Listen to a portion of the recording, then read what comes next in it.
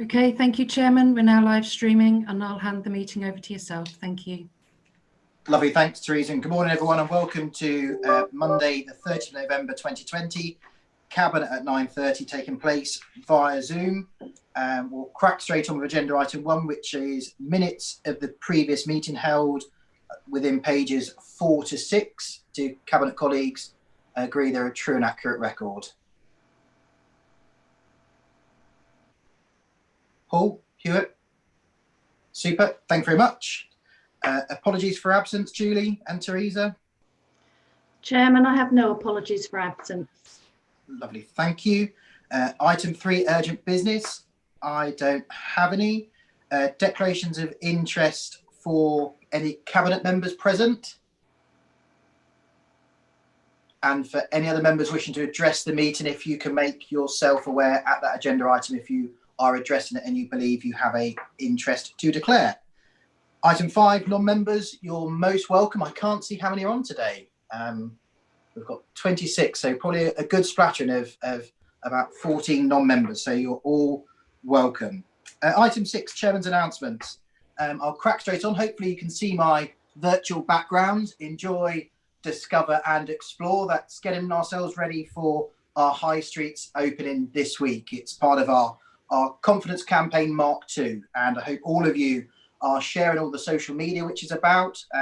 Our business support teams have been busy helping those businesses get themselves ready for reopening this week and are offering further support and advice. And beyond that, of course, our media team are out actively raising awareness of those independent shops throughout our fantastic 5 market towns and into some of our more rural communities who are doing some sterling work.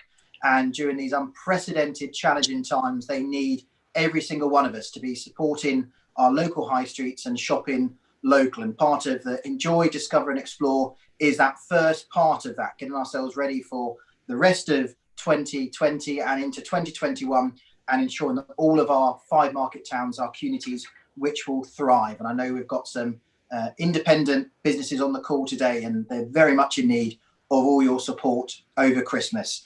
You'll have heard over the weekend, the Secretary of State is announcing changes to the opening hours and the process for that, so that shops and premises can open for 24 hours. We're waiting for that direction and guidance, and as soon as that has come through from government, we will share it with members, of course, and all of those business communities so that they're ready to pivot and ensure that they can survive into Christmas.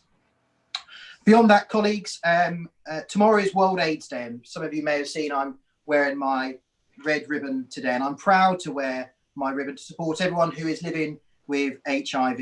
Since the world first made awareness of HIV in 1988, treatment and care for people with HIV has been transformed, and men and women who generations ago would have been lost are now today leading happy and productive lives, making enormous contributions to the whole of the world.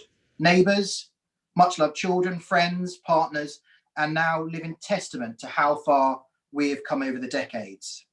And if we can succeed in making testing and treatment available to all, a final end to HIV transmission and the reality of an AIDS-free generation is within our grasp. And as we continue to work towards that goal, we must all bring an end to the stigma which blights the lives of so many who are affected by HIV, not just those, but their families and friends.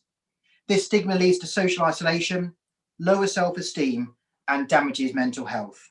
And nobody at all should have to face it. And we all have our part to play to stamping it out. So tomorrow, on World AIDS Day, as we remember all of those who have been lost, all of those governments who are redoubling their efforts to end the HIV transmission, let us at Breckland and the residents in the community of Breckland vow to support everybody who's living with HIV, and together let's end the isolation and end the stigma for good. So if nobody's got any questions on my chairman's announcements, which I don't normally do, but we'll move straight on to item 7, which is Breckland's community funding application, standing item. Mark Robertson to present, please. Thank you, Leader. I'm pleased to highlight 2 applications which have been approved under delegated decision, seeking support from the community match funding. The first sought funding, match funding of £3,000, and this was from the Athena Education Trust project. The project is called the Penny Earned, Penny Saved, and this would deliver financial capability workshops addressing the needs of vulnerable children. Some of the needs that these children have, some are at risk of permanent exclusion. There's complex behaviour issues, special education need, and poor social, emotional and mental health. The project seeks to provide confidence and resilience around financial matters. The need for such a project was initially brought forward by parents who felt that their younger children struggled with financial decisions, and some were running up debts purchasing items for gaming apps. The second application was from Access Supporting Migrants in East Anglia, and this builds upon work they're already delivering in Swapham and Watton, the Iceni Partnership and Watton Library. And this will build upon the work they're already doing, where they're providing guidance, support and advice in both multilingual and multicultural delivery platforms. And they sought support for £5,000. As I said, both applications have been supported under delegated decision. Furthermore, there are another 7 match funding applications which will require decisions in the near future and are currently being reviewed. That concludes everything I have to say. Thank you. Lovely, thanks, Mark. Does anybody have any comments on the 2 applications Mark has awarded under delegation? I can't see anybody. No, okay, Mark, thank you very much. Let's move on to item 8, which is the Q2 Financial Performance Report 2020-21, and Councillor Cowan to present, please. Thank you, Chairman, and good morning, everyone. Q2 financial report coming up. Now, you will recall that when we looked at Q1, life was looking particularly grim in the wake of the pandemic. And I'm very happy to report that our Q2 performance is looking significantly better. There are 2 recommendations. Firstly, that we note the report, and secondly, that we agree to release £90,000 from the Inclusive Growth Reserve to fund our 2-year fixed-term climate role to deal with the climate emergency which the Council has declared. If we look at a couple of items in the paper before you, you will see under item 1.2 under revenue that we are balancing the budget for the current year with a contingency remaining of our COVID funds of £139,000. That's a really good position that we find ourselves in, unlike many local authorities. Under 1.3, our capital, you will see that we are funding 99% of our capital projects, and we are only under budget by £90,000 because we're carrying that sum forward for future years for those projects. Again, a really strong position for any local authority to be in this particular year. 1.5, you'll see under other issues of note, we will and are projecting that we will find that we will have a reduction in income over the remainder of the year, particularly on the non-domestic rate. And when we look at item 1.6 and the climate change, that merely confirms that £90,000 and the purpose for which it is being spent. And it's being drawn down from our unallocated £750,000 reserve in the fund. There is an appendix to the report which identifies the sums that we've just been talking about. And on page 1 of that, table 1, the forecast revenue outturn, you will see how we arrive at the contingency fund of £139,000, which still sits on our books and will no doubt feature in the Q3 report and going forward into next year's budget. We have taken a hit, as you would expect in the current circumstances. And on page 2, the table 2, which shows the significant variances, identifies where those hits have come. Unsurprisingly, our interest income has gone down. Mind you, if anyone has any money sitting in the bank, they'll also know that their interest income has gone down. In fact, if if we look at how Margaret in our finance department is busily beavering away, trying to make sure we gain the maximum amount of interest, she's doing remarkably well in the circumstances. And we are in fact lending money to other local authorities and getting a better rate of return than we do from the bank on our short-term rates. Legal services have cost us more money, and that is again to be expected. This year we've faced unprecedented demand on our legal services, and I think it's a credit that the sum involved is under £50,000. The biggest by far, of course, is our leisure PFI, and again that should come as no surprise to anybody out there that our leisure service provider has not been able to fulfil any of the functions for which they are there in the first place. So we have taken a hit of £170,000. One that we can and should be attempting to resolve is the next item, item 3B, where we're facing just under £80,000 of additional costs on our waste services. And of course, when you look at the rationale behind that, you will note that it's because we have relatively high contamination levels in our collections. I say relatively high. They're not disastrously high, but it is costing us money. And as a consequence, under the contract, we are doing what we can through an educational program to ensure that we reduce that cost to the council. And then at the bottom, you'll see we've got the £139,000 COVID contingency, which repeats on table 1 as it stands. Collection funds, we are falling slightly short on our council tax and retained business rates, and we anticipate, as you can see on page 3 of the report, that we will find that we'll have additional burdens there. Section 2 on our capital, this is on page 4, tables 1 and 2. You will note that we are carrying forward some spend. We have an underspend of £90,000, and that's largely in the public lighting in particular, where we've spent some additional money there. But ultimately, you will identify on that sheet where our money in our capital is being spent. I mentioned that our finance team are gaining better interest rates by lending money to our colleagues in local government. And you'll note that we've got £5 million in the counterparty exposure pie graph with local authorities. These are short-term loans, as all other local authorities are facing huge draws on their money, and government is giving us significant cash sums. We do have rules and regulations whereby we're not able to do what a private individual would do, which is speculate on the markets with those sums. We have to take a very clear and concise approach to how we manage those funds. And as you will see, we have an average of £21 million access cash, instant access cash available, largely due to the significant sums of money that central government has been pumping into local government.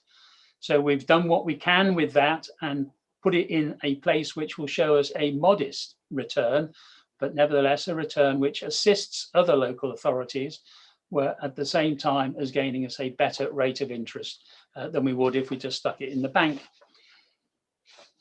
That sums up our position at end of Q2. As I said at the start, it's a significantly more optimistic view this year than many authorities, I think, could claim. It's certainly a better position than that which we were forecasting at the start of this pandemic. And I can only thank the whole team who've actually worked very hard in rather challenging circumstances in order to deliver this. So, Leader, I have no more to add, but I will happily try and answer questions. And if I can't, I can see a face in the bottom of my screen who will be able to assist. We have Alison Chubbuck on the call with us. Thank you. Lovely. Thanks, Phil, and thanks for the comprehensive presentation. So any questions or comments for Phil at all? I've got Councillor Hewitt and then Councillor Jeremy, please. It's an observation, if I may, Chair. I mean, Phil, you present a very impressive set of Q2 numbers, once again put together by our team. I think we sometimes downplay the work of our finance team because at the same time that these numbers are being prepared, they've got year-end accounts to sort out. They've got millions of pounds worth of grants that they were processing at the same time. I think this isn't just a tremendous financial performance, given the circumstances of where we are. It is a superb staff performance as well. And can I please pass on my thanks to you and your team for delivering what is effectively a great Q2 performance, whilst at the same time doing everything else that they've been doing diligently and admirably over the last few months. Thanks, Phil. Thank you, Paul. Lovely. Councillor Jeremy, please. Thank you, Chairman, and thank you, Phil, for the report, and Alison, who's already answered my queries I've emailed through this morning, so thank you for that. Just an observation about public lighting, just to sort of thank you from my part for that, because lots of the streetlights that are being upgraded currently are in Bedford, and if there's one area of the budget where I'm quite happy for you to overspend this financial year, it's on upgrading public streetlights, so thank you for that, it's much appreciated. So glad we can help you, Terry. Oh, thank you very much. I'll give you my next list. I wanted to ask about housing and homelessness, if I can, because ordinarily at this time of year, obviously, is when there's a lot of expenditure on housing and homelessness. Is it still the case that actually we're being completely reimbursed by the government in terms of providing that service at the moment linked with COVID? I'm just sort of thinking ahead for the remainder of the financial year. And to make sure that sort of standard of service that we've had, which has been very much appreciated, is going to continue until at least the end of the financial year. So maybe thank you for that question, Terry. The answer to that, I think, is in Alison's hands. She has her finger on the pulse of what government are giving to us or taking away from us, in this case, giving to us. So, Alison, would you be kind enough to respond to Terry on that one? Yes, of course I can, no problem. Thank you, Terry, for your question. Okay, so the funding for when we locked down for the everybody in policy finished. However, that didn't mean that what we did, we carried on with all the individuals who we'd provided homeless accommodation to. We carried on with paying for them to stay into the accommodation. We're down to 6 now, which I think is an extremely very good position to be in. A lot of the individuals that came in the lockdown 1 came, as I said, with next to nothing. They were rough sleepers, but we've managed to work with a lot of them and find them permanent accommodation and permanent jobs in some cases. So it's a really, really good position to be in. We have in future coming on, obviously, the SWEP situation, where if there is very, very bad evenings and days, then we actually offer accommodation to rough sleepers as well. So yes, we are continuing to ensure that individuals who are rough sleeping or in fact homeless in any position are being looked after. It's challenging. The officers are doing an amazing job, but I can honestly say that we should be proud of our service, what we're providing to our residents at the moment. Thank you. Thank you for that, Alison. And can I ask our other Alison on the call the detailed question that Terry Jeremy asked about funding? Yeah, thank you. We have and still are receiving government funding. You're quite right, Terry. It doesn't cover all of our spend, but it goes a long way towards it. And in the spending review, they've also announced some more money for future rough sleeping funding as well. So that's all good news. Thank you for that. Terry, does that answer your question? Yes, very good. And I completely agree with Alison. My sort of thanks to the housing team. They do a brilliant job and very grateful for it. Thank you, Chairman. Good, thank you. Chairman, are there any other questions? Thank you, Phil. Councillor Morton, please. Thank you, Chairman, and thank you for presentation of such positive figures. My concern really is, I understand it's a moving target with government funding, and it's very impressive to have 21 million almost as cash at hand. Do you have an idea of how that will balance out once we've provided all the grants that we should do? I think the answer to that is not really. We have an idea, but we don't. I wouldn't want to go nap with anything at the moment. We still don't understand when this pandemic is going to end. We are dealing with our day-to-day costs, as you've seen. And when we look at the budget that's being put together for next financial year, I'm pretty confident that we'll have a very strong position to take forward at council in February next year. There have been additional funds announced and released, as you heard from Alison earlier. But if there's any detail, Alison Chubbuck, which you'd like to add, I think I'd probably leave it at that. I can add a little bit of detail there. So the government grants are coming in up front, so they pay us the money before it goes out to businesses. So you're quite right, we have got some extra there. We're due to pay back about 1.5 million in the next week or so. And in terms of the amount of cash available at the end of the year, we were forecasting to have around 16 million. So that would still be where we expect to be. Thanks. Philip, do you have a follow-up question to that, or is that answered your question? No, I think that's fairly clear. I was just trying to see what the net impact of the government grants and funding have been. And I think if we budgeted for 16 million previously, then we're still close to that. Thanks. Lovely. Thank you. Councillor Attewell. Thank you, Philip, for that comprehensive report. The figures do look encouraging, and I thank you for that. Would it be possible for you to write to me, please, and advise me who we have actually lent this money to in terms of loans to third parties and local authorities? The exposure on there looks like 10 million, so I'd be quite interested to know who's got that money at the moment and pretty much under what terms, really. So that would be quite an interesting thing for me to know. So if that's possible, whether Alison can email me that information, I'd be grateful.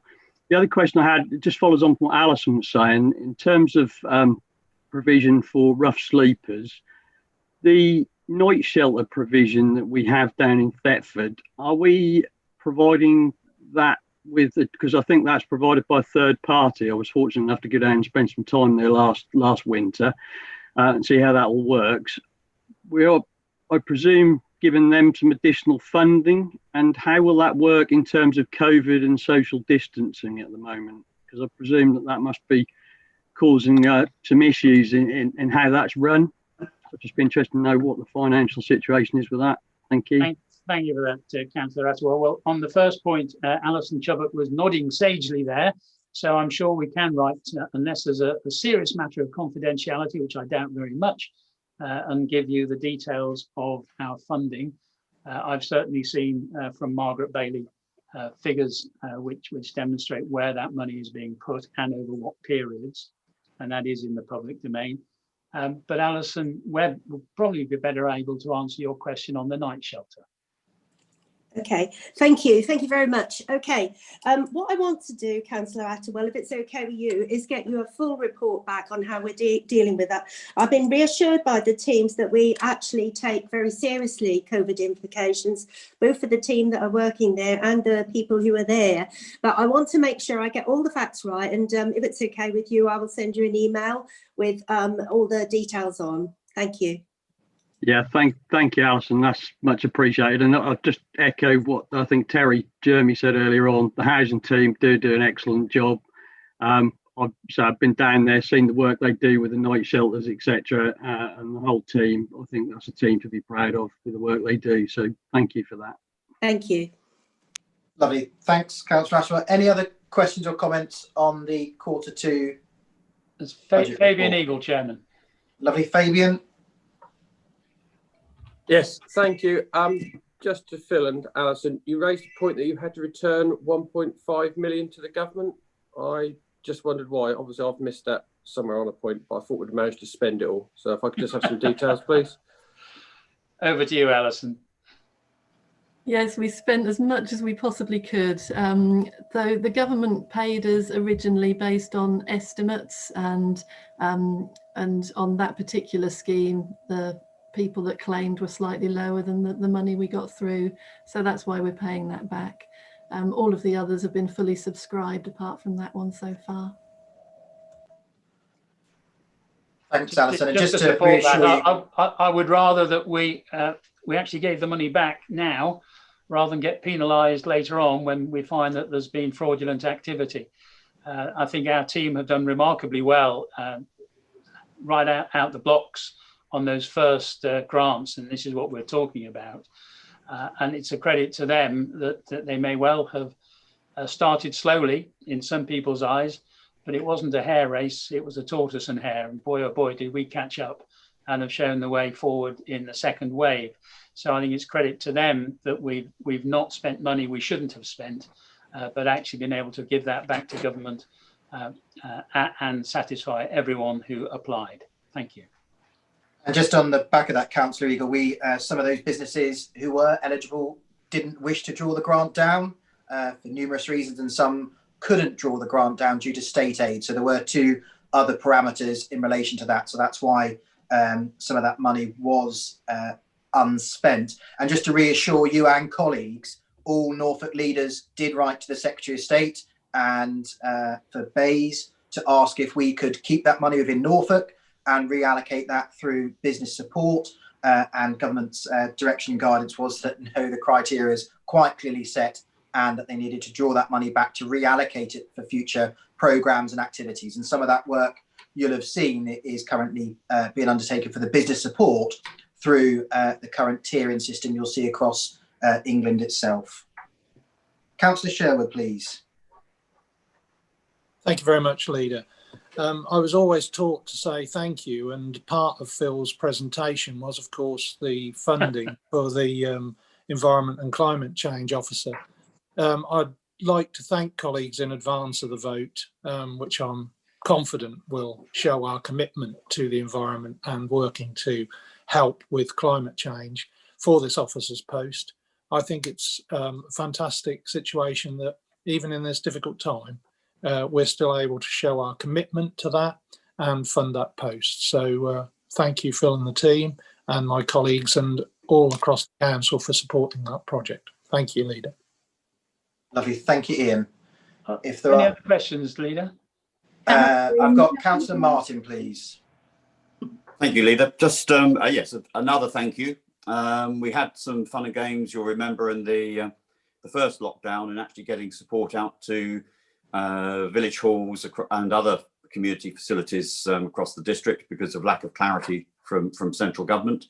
A huge thank you this time. It's all gone through incredibly smoothly, and there is a huge amount of appreciation for assistance because with village halls shut again, with all the difficulties going on and needing the volunteers to stay in place, needing to maintain the buildings and the facilities, it's very much appreciated, and hats off to the team for actually getting it through this time without any of the hassle that we had the first time. So thank you for that.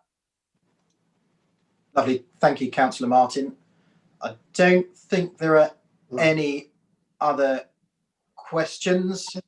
So obviously, I think across the political spectrum, everyone has given their vote of thanks to the finance team for working diligently through these last 12 months in some really challenging times, supporting our budget position, but also many businesses across the district as well. We've got two recommendations on page 7. So Councillor Cowan, if you wish to move the recommendations, please. I would indeed, Chairman. Take them on block. First, note the report, but secondly, to satisfy Councillor Sherwood's demands and his fulsome thanks in advance. Lovely, thank you. Cabinet colleagues, all those in favour? Smashing, that's unanimous. Thank you very much indeed. So let's move on to item 9 then, which is public space protection orders, and Councillor Gordon Bambridge to present, please. Thank you, Chairman. There are 2 orders.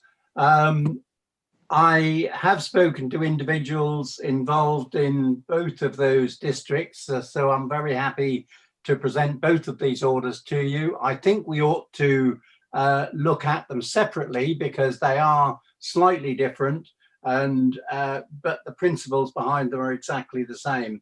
I would like to pass over to Steve James, who actually wrote the orders for us, and ask him to please go through the Thetford order, which is, I think, 9A. Thank you, Councillor. Yeah, so as set out in the report, the Public Spaces Protection Order for Bedford is a continuation of the order that was put in place by the Cabinet, by the Council initially. What this saw was an addition to existing designated public place orders that had preceded these new orders, and therefore we added some new restrictions and of course consulted with stakeholders when these orders were first put in place. They expired after 3 years and expire at the beginning of December. And having spoken with local stakeholders and importantly the local policing team, there was very much a request for the council to extend these orders as they were initially presented, and there was evidence subsequently which supported this. So the council, the proposal put in front of Cabinet is that the council uses its statutory power to extend the existing order as is currently in place in Bedford on the same footprint for the next 3 years. Thank you. Unless there are any questions, I would like to propose option 2. Lovely. Thank you, Councillor Bamber. I've got Councillor Jane James, please. Thank you, Leader. I would like to speak in favour of extending the PSPO in Thetford. My fellow ward councillor Roy Brain and myself have been keen supporters of this measure and are also working to bring about improvements to the streetscape of the town centre, which would enhance and support this work. The PSPO is a really important part of the toolkit for our police in combating antisocial behaviour in the town, and that was clearly demonstrated in last year's successful campaign of enforcement, which included Operation Dismount. So thank you for this opportunity to speak. Lovely, thank you, Councillor James. I've got Councillor Dowling, please. Thank you, Leader. I would just like to reiterate what Councillor James said, that I think it's really important in Thetford. I've had lots of letters and messages from ward members really wanting these measures to continue and thinking it's very important for their way of life and movement around the streets and such like. So I just wanted to thank her for raising that point. Lovely, thank you, Councillor Dowling. If there are no other questions in relation to this part, let's take a vote on that first part of that recommendation, which is for PSPO order renewal for Thetford, contained within the agenda pack pages 15 to 29, and Cabinet to approve option 2, which is the renewal of the public space protection order in the Thetford town centre without variations. Do you want to move that recommendation, please, Gordon? I so move, Chairman. Thank you. Thank you. Cabinet colleagues, all those in favour? That's unanimous. Thank you very much indeed. So move on then, please, Steve, to present the PSPO for Watton. Thank you, Leader. This is just very slightly different to the previous report in terms of, as mentioned, when the new antisocial behaviour legislation came in, it automatically enabled existing restrictions to continue for a further 3 years, which they would have done across all 5 of our market towns. As mentioned, we did vary Thetford's at the first opportunity, but all others remained simply as restrictions on alcohol consumption. That order, which automatically transitioned over for the market towns, expired during the in October. But due to the pandemic, we weren't able to look to either extend or renew those orders. As soon as we had capacity, we of course have sought to seek local opinions, especially as mentioned previously with the local policing teams and the town councils, and it was seen as a priority for Watton, based on the evidence, for us to put in an order which reflected the previous order, which automatically transitioned, but to add in an new prohibition, which can be seen in the recommendations. So Leader, along exactly the same lines as the Bedford order, this is to create the new order for Watton again for a 3-year period for the prohibitions as outlined in the recommendation. Lovely, thank you, Steve. Questions, comments? I've got Councillor Bowles, please. Thank you, Chairman. Well, whilst I fully support the recommendation excuse me, for a new PSPO in Watton, I regret to see that the PSPO area will not be extended to cover Brandon Road, and that the opportunity has not been taken to do so, given the reports of ASB in the area over the last, at least the last couple of years, if not more, which include people defecating along a public footpath and even in residents' gardens. I've raised this issue with officers and police, and I've fed photo evidence in. I also commented on the consultation, and I therefore feel slightly frustrated and aggrieved that not enough weight has been given to the local district member input. What some residents along Brandon Road between Swaffham Road Roundabout and Cranswick have had to put up with is quite frankly disgusting, and I believe there's been evidence enough already to warrant the extension of the PSPO in that area. And so therefore I do hope that this can be looked at again in the very near future. Thank you. Lovely, thank you, Councillor Bowles. Councillor Bambridge? Yes, well, I can answer that, or Steve might like to add to it.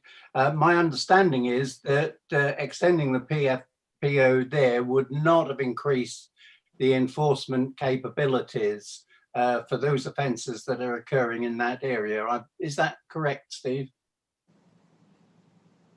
So the situation is that we absolutely recognise the local issues which Councillor Bowles raises, and we did seek to understand from a policing perspective the extent of this issue. It was our priority to get the PSPO in place, recognising the wider context as quickly as possible, given that it had expired in October. As such, we sought to continue it on the existing footprint. But what we have recognised in the report is absolutely what was mentioned there, and we will, as a priority, then seek to look to consider how we can extend the public spaces protection order from Watton, which may, as it's an extension in that new area, result in a similar amount of public consultation for that. But the team are recognising that is a local issue, and our priority following this is to look to seek to legally extend that area if it meets all the criteria. So it is a priority for us. Lovely, thank you, Steve. So in relation to the comments and concerns from the Councillor Bowles and Kidell, who can't be here today, and Gilbert, obviously they've raised issues about the extension. What's the earliest that ourselves and other key stakeholders can review that and extend that if that is the desired outcome? Thank you, Leader. That was the rationale we used, is to get the existing order in place, and because of this legislation, we are able to amend an order at any point. The previous orders, designated public place orders, were set for 3 years. But through this legislation, it does provide a more flexible approach. So it was just given that immediate capacity, and putting through 2 orders at the same time was following the existing footprint, and we're able to focus again on this area and look to prioritise, as I said, an extension. So there should be no huge delays in revisiting this with the team, Leader. Thank you. So the recommendation, although presented, Steve and Councillor Bambridge, says proceed with implementation of the new PSPO for the restricted area at Appendix A. What's not presented is that we will continue to work with key partners such as Norfolk Police and review immediately the extension into Brandon Road if it's required. We'd be happy to take that amendment to those recommendations. Thank you. Does that reassure yourself, Councillor Bowles, and residents in Watton? Yes, thank you, Chairman. All right, lovely, thank you. Any other questions or comments in relation to the PSPO order for Watton at all? I've got Councillor Hewitt, please. Just briefly, because I was going to ask exactly that point. My understanding is that this is, to use rather simple language, there's a stopgap until further consultation can happen, with the view that that PSPO therefore be extended should the evidence base warrant it. Lovely, thank you. Okay, if there are no other questions or comments, Mr. Stinton, did you just wave then, or were you just scratching? No, okay, fine. Okay, so we've got agenda item 9 part B, which is that the Cabinet approve option 2 and agree to proceed with the implementation of the new PSPO for the restricted area Appendix A, prohibiting the following activities: consumption of alcohol in a public space, urination and defecation in a public place. Do you wish to move those recommendations, Councillor Banbridge? Yes, I do, Chairman. Thank you. And thank you, Steve James, for his help. Lovely. Cabinet colleagues, all those in favour? Lovely. That's unanimous. So thank you very much for that. And Steve James, thank you for your support pulling that together. And of course, Breckland is committed to public protection. We spend tens of thousands on CCTV under the vulnerability programme, tens of thousands of pounds with Norfolk Police trying to combat county lines. And of course, this is just another string to our bow and to Norfolk Police to ensure that we're protecting members of the public and ensuring that our high streets and our communities are fantastically safe, vibrant places. So thank you to all for your work there. Item 10 then, Breckland Sustainability Strategy, standing item. Councillor Sherwood, please. Thank you very much, Leader. Firstly, I would like to address the fact that there is not a written update here today. This is because our draft policy statement is at the Overview and Scrutiny Commission on Thursday for consultation. And I felt on this occasion, as we are consulting with the Commission, that it would be most appropriate to have the bulk of the conversation in that forum to help us shape this ahead of the presentation at Council, along with a draft work programme on the 21st of January 2021. I will of course ensure that there is a written update at the next Cabinet and going forward. If I may, I would like to draw your attention to a few notable highlights since the last time I spoke to you. On November the 9th, I chaired an all-members forum around our policy to seek feedback and input from members. Feedback was positive and supported the proposed direction of the policy. And here are some key bits of the feedback that was included. Members wanted to ensure that we use our regulatory powers to drive this agenda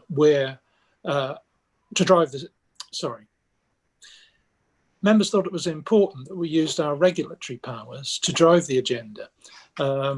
They wanted to see that the effect was positive on behaviour change.